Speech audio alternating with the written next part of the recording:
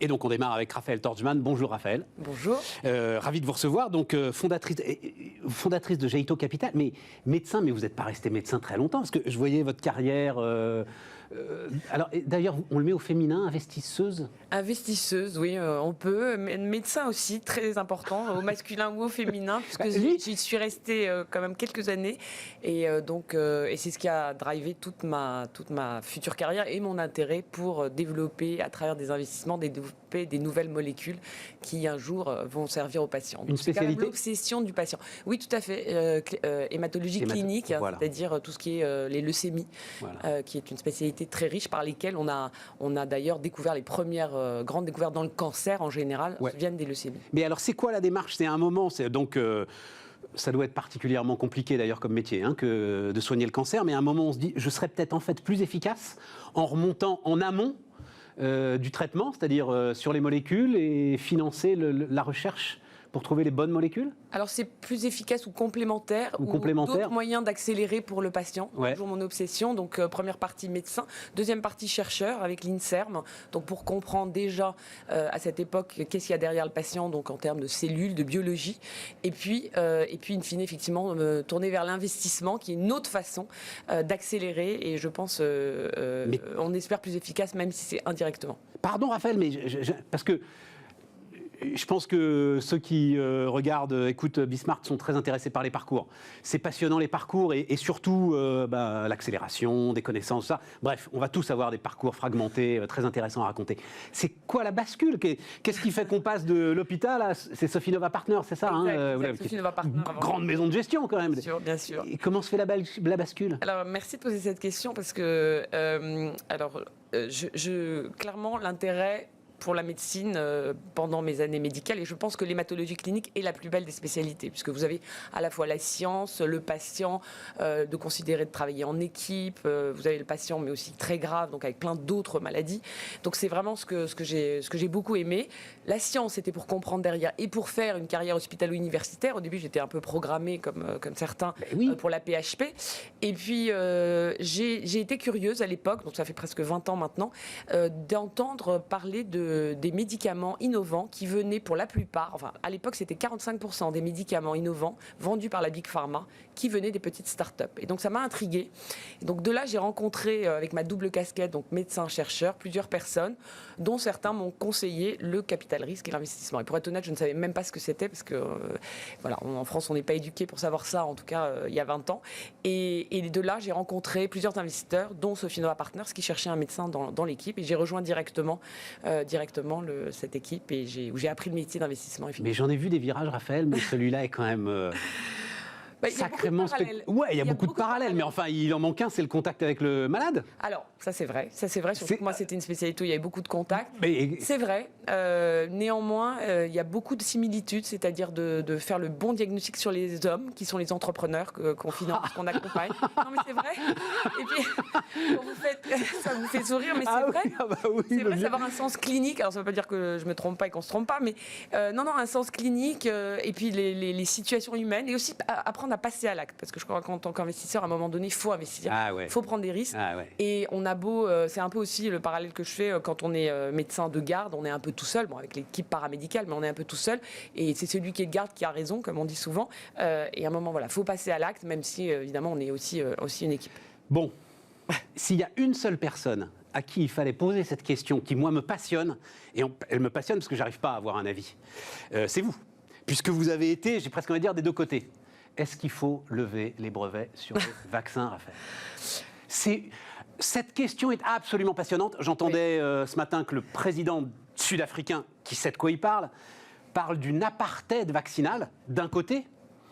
Et d'un autre côté, j'ai Frédéric Bancel, Moderna, qui dit, si vous voulez que d'autres que nous, parce que ce seront d'autres que nous, soient là pour la prochaine pandémie et vous trouvent un vaccin en 1 an comme nous on l'a fait, alors il ne faut pas lever les brevets parce que plus personne ne se jettera à l'eau. Je pense qu'il y a deux choses. Il y a d'un côté comment marchent les brevets et puis le cas spécifique de ce qui nous arrive en ce moment et d'anticiper les prochaines pandémies ou autres. On aura besoin effectivement d'autres brevets.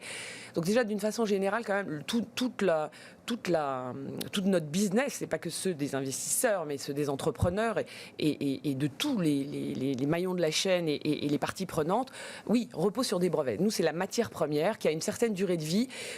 Pour laquelle les gens, de nouveau les entrepreneurs, mais aussi l'académique, mettent beaucoup d'efforts, beaucoup d'argent. Donc c'est comme ça que le système fonctionne. Alors, le remettre en question pour un résultat qui, je pense, ne serait pas aussi bon qu'on penserait pour ce qui est du Covid. Pourquoi pas aussi bon? Parce que finalement, est-ce que ça va vraiment accélérer? Il faut se rendre compte que certes, la valeur est dans les brevets pour pouvoir recopier, mais il y a beaucoup de valeur dans le savoir-faire et dans la vitesse à laquelle on veut que ces vaccins arrivent dans les pays en voie de développement. Donc, moi, je pense qu'un modèle... Les Sud-Africains, les Indiens disent, et c'est la poule et l'œuf, c'est-à-dire, ils disent... Si vous ne levez pas les brevets, nous, on est prêts à mettre des centaines de millions dans l'outil de production, on y est prêt, particulièrement les Indiens qui sont les premiers fabricants du monde. Mais il faut d'abord, d'une certaine manière, qu'on ait l'assurance de pouvoir le faire. Oui, mais je pense, enfin moi c'est mon opinion, de casser le système à cause de cette espèce de jurisprudence, de casser tout le système en fin de compte, parce que effectivement pour une prochaine pandémie, mais pour tout le business, et je ne parle pas que pour nous Géto à notre micro-échelle, je parle de tout le business, parce que comment plus personne ne va faire des efforts ensuite. C'est pour la prochaine pandémie, c'est pour ce qui se passe par exemple sur les antibiotiques. Personne n'investit sur les antibiotiques, puisque sur les germes résistants, les bactéries résistantes. Pourquoi? Parce que finalement, le business model n'est pas prouvé aujourd'hui. Donc, quand le business model n'est pas prouvé financièrement, les pharma n'y vont pas, les startups n'y vont pas, les gens comme nous n'y allons pas parce qu'on ne voit pas, in fine, le retour sur investissement. Donc, il ne faut pas casser le jouet qui est plus qu'un jouet, qui est quelque chose qui marche et qui est mérité, parce qu'il y a des centaines de millions d'euros parfois investis avant d'arriver. Des milliards Le mRNA, l'ARN messager, il est arrivé au bout de 20 ans. Donc, c'est l'effort de plusieurs personnes. Donc, après, effectivement, il y a Moderna, ils disent, je crois que c'est 10 milliards. Ils ont levé 10 milliards pour se lancer, pour démarrer et pour passer des années sans faire le moindre chiffre d'affaires. Et puis, je ne sais pas si vous avez aussi, entre guillemets, les dessous de l'histoire sur les brevets, justement, entre... finalement, c'est Moderna qui a avancé le plus vite sur ces mRNA, qui a eu ses brevets, mais qui n'a pas pris la licence exclusive à l'époque. Et du coup, BioNTech a pris d'une moitié. Donc on peut se dire, oui, tant mieux que ces brevets soient partagés quand on regarde ça, parce que sinon on n'aurait pas autant de vaccins aujourd'hui. Maintenant, de là à lever les brevets comme ça, je pense que c'est dangereux, surtout que c'est pas efficace derrière. Moi, je serais plus pour avoir des Pfizer ou autres qui délivrent du vaccin, même gratuitement. Oui, c'est ça. Que ce soit leur choix d'entreprise, à un moment que de faire des dons. Oui, de faire des dons. Et puis, ils peuvent. Je veux dire, je pense que le retour sur investissement, ils l'ont eu largement. Ouais. Donc, Mais alors, Raphaël, en fait, c'est tout le sujet passionnant de votre métier. Et encore une fois, poser la question à un médecin, c'est formidable. C'est le mot business.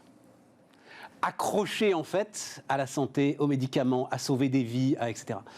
Vous avez connu des patients dans la détresse, et en face, il y a le mot business qui est là. Voilà. Oui. Et c'est ce moteur-là qui est compliqué à en fait, ça va ensemble. Et quand vous réfléchissez, c'est le seul business au monde où vous avez à la fois un intérêt si grand pour la société et pour donc, les patients, ou même en prévention, pour les êtres humains, et en même temps la possibilité de faire des gros retours sur investissement. Parce qu'il n'y a pas d'autre industrie au monde où vous avez des sociétés qui peuvent valoir plusieurs milliards, même sans avoir même de chiffre d'affaires. Ici, Moderna a des chiffres d'affaires. C'est sur des chiffres d'affaires projetés. On ne parle pas de bulles ou de choses... qui vont pas exister. C'est de nouveau lié au brevet. On y revient. Ouais. Et donc, pourquoi il faut aller vite dans notre métier? C'est vraiment la stratégie de Géto. On va y venir sûrement, mais la stratégie de Géto, c'est... C'est intéressant tout ça, mais j'aimerais bien qu'on parle de ma boîte quand même. Non, pas du tout, parce que tout ça a une histoire. Tout ça se tient. Donc, c'est d'investir pour faire croître ces sociétés de biotech et les accélérer pour aller au marché. Alors, à la fois l'intérêt du patient, nous, c'est comme ça qu'on a défini notre mission, c'est aller plus vite pour le patient, plus loin avec l'entrepreneur, parce qu'il ne faut pas s'arrêter juste à investir et juste jouer au poker. Pile ou face, exactement. Et donc vraiment aller plus loin pour les accélérer vers le marché. Et ça, c'est aussi pour avoir des retours beaucoup plus importants, parce que c'est à ce moment-là, quand la société est sur le marché, que c'est et ça veut dire, alors puisqu'on parle de risque, c'est quoi? Un investissement sur 10 qui sera rentable?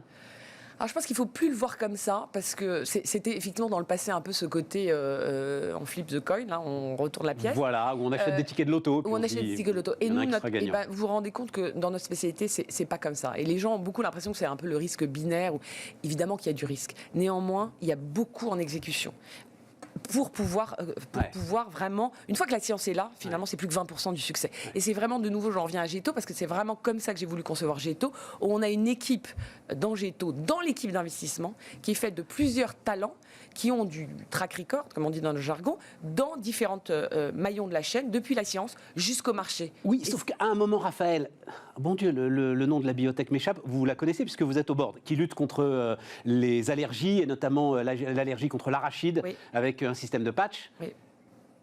Le nom de la... DBV Technologies. Voilà. Pardon, excusez-moi, j'attendais la Elle me disait oui, mais moi je pip, mais non, ça ne veut pas. DBV. Un moment, alors je ne sais plus, mais phase 1, phase 2, phase 3, et un moment phase 3, clac, il manque dans le quorum 2 trucs, et boum, c'est fini. Oui, mais ça aussi on peut... Mais non, alors ça ne s'arrête pas, parce que derrière la FDA a déclaré, et d'ailleurs ils ont eu le produit approuvé sans augmenter, enfin sans faire des nouveaux essais cliniques. Donc finalement c'était qu'une question, quand je dis une question d'exécution, alors je ne veux pas les blâmer parce que c'est compliqué notre métier quand même, c'est sophistiqué. C'est pour ça que nous, de nouveau, on a plusieurs personnes qui connaissent bien pour pouvoir aider l'entrepreneur à une sorte d'ange gardien pour l'exécution. Moi j'ai beaucoup regardé d'ailleurs les fonds de buyout et les sociétés financées par ces fonds-là en se disant, c'est pas parce qu'on innove qu'on doit faire que rêver, donc exécuter. Alors, ça nous amène à l'autre question. Alors justement, on va parler de Géto Capital. Vous m'avez donné un chiffre qui m'a surpris d'ailleurs, parce que quand vous avez donc démarré il y a 15-20 ans, 45% des molécules sortaient des startups. Mais aujourd'hui, c'est beaucoup plus que ça. C'est plus de 70%. Ah mais voilà, c'est ça. Bah oui, quand vous regardez... Moi, je me souviens de Vibarer à la tête de Sanofi à l'époque où le patron de Sanofi nous parlait, qui disait, écoutez, la vérité, elle est à Boston et dans le rachat des startups, en fait, pour les big pharma. Comment est-ce que vous pouvez lutter avec des capacités d'investissement qui sont colossales ? Alors vous levez des centaines de millions d'euros, on donne les chiffres, mais eux sont des dizaines de milliards. Alors, c'est un début et je pense que Géto justement un rôle à jouer en investissant beaucoup plus d'argent dans certaines sociétés pour les pousser à cette croissance-là, pour pousser à vraiment développer tout ce potentiel d'innovation. Vous l'avez dit tout à l'heure, vous citiez Moderna et puis on a dit BioNTech, parce qu'on dit Pfizer, mais c'est BioNTech, c'est quand même deux startups. Donc ça vient de là. Donc comment faire ? Effectivement, mettre plus d'argent, les accompagner plus. Vous avez parlé de Boston. Non, maintenant c'est en Europe que ça se passe. Alors pas que, évidemment, que ça continue à Boston et aux États-Unis, mais en Europe, il y a énormément d'opportunités. Nous, on le voit. On a un très très beau deal flow. On a fait 3 investissements et on pourra y revenir dans des très belles sociétés, dont 2 françaises et 1 hollandaise. Et bientôt on va en annoncer. Non, on n'y reviendra pas parce que ça va être trop technique. Bon. D'accord. Non, mais moi, j'ai expliqué ça comme un médecin. Donc je veux pas... Oh, bah alors, raison de plus. Alors, non, c'est pas bien. Ça, c'est pas bien. Je veux expliquer ça comme un malade. Alors, on va dire ça comme ça. Peut-être c'est mieux. Donc, oui, il faut mettre plus d'argent et c'est pour ça que Géto a une stratégie d'investir non seulement plus d'argent, mais en continuité. C'est-à-dire qu'au lieu d'avoir juste le modèle du early stage, comme on dit, puis later stage, puis crossover, puis hedge fund, nous, on investit tout du long pour permettre vraiment d'accélérer et de pousser à cette continuité qui va faire qu'on va avoir des gros succès et des médicaments qui vont venir de sociétés européennes. Alors certes, pour l'instant, on est encore plus petit, mais un signe d'ailleurs, je me permets de rajouter, c'est qu'on voit des investisseurs américains qui venaient avant plutôt timidement, en suiveur de nos investissements, qui aujourd'hui viennent en lead. Il y en a un récemment, un gros fonds américain dans la biotech, il a déménagé à Paris. Et alors il a déménagé à Paris, c'est important, Raphaël, parce qu'on est tous... franchement, alors, je veux surtout pas jeter la pierre à Sanofi, mais c'est vrai que c'est un petit choc quand même, quand vous vous rendez compte que vous, France, un pays de Pasteur, comme on le dit partout, je crois, j'ai lu, on n'a même pas, c'est pas qu'on n'a pas d'ARN messager, c'est qu'on n'a même pas la plateforme qui ferait qu'on serait capable de faire notamment le vaccin ARN messager si jamais on avait le brevet pour le faire. On est déclassé ou on n'est pas déclassé ? Non, on n'est pas déclassé. On a plein d'autres innovations, mais qui ont été effectivement sous-exploitées. Et je pense qu'il faut voir Sanofi comme plutôt un acteur global, qui certes n'a pas eu les messagers. Sortons de Sanofi, d'une manière, le pipe, la dynamique, voilà. Donc non, c'est justement, c'est pour ça que je dis, la santé c'est global. C'est pour ça que je reprends sur Sanofi pour dire, la santé c'est global. Donc l'innovation, vous allez la chercher partout.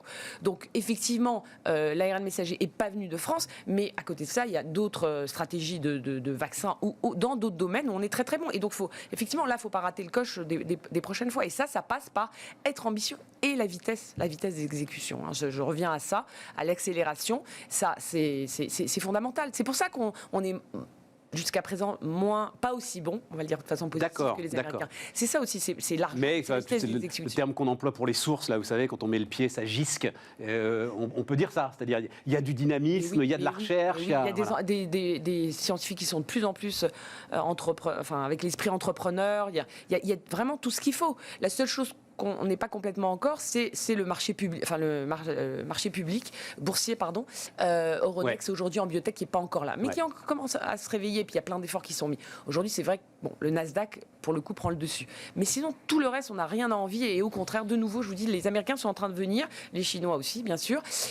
Et c'est pour ça qu'il faut qu'il y ait des fonds comme Géto et d'autres d'ailleurs. Alors, il reste 1 minute pour l'un de vos investissements, si vous voulez. L'un des investissements. L'un des trucs qui vous fait vraiment rêver, là. Alors, l'un des trucs qui fait rêver, je vais parler de. Enfin, les trois font rêver. Allez, il faut choisir un. Alors, je vais choisir parce qu'on a fait on a fait 3 investissements d'un coup là en 4 mois après 9 mois de gestation du fonds, puisqu'on a levé le fonds. J'allais dire, c'est comme les enfants, il faut choisir un moment. Dans le triplet, c'est le troisième, c'est une femme, CEO, qui donc directrice générale et fondatrice, qui est une spécialiste dans le domaine des maladies rares du squelette, qui sont des maladies terribles génétiques, mais qui font que les enfants ont des déformités, où ils peuvent ne pas respirer, ils peuvent avoir des complications très très graves. Et elle avait fait une première société, donc elle vient de l'INSERM, elle a été aussi 10 ans à Harvard, Elvire Gouze, elle a fait une première société qui a été vendue sur un seul produit à Pfizer pour beaucoup d'argent. Et là, elle refait une autre société, mais cette fois-ci avec un portefeuille potentiel de produits bien plus ambitieux. Et nous, on l'accompagne dans cette ambition. Et donc, InnoScale, avec certes sur des maladies rares, mais avec des services rendus aux malades très, très, très importants. Et en particulier quand on parle d'enfants, évidemment. Quand on se bat contre ça, on sait pourquoi on se lève le matin. Exactement. Donc même si je ne suis plus au contact des patients, je me console comme ça. Oui, tout à fait. Raphaëlle Torgman, donc la fondatrice de Géito Capital, était notre invitée sur Bismart.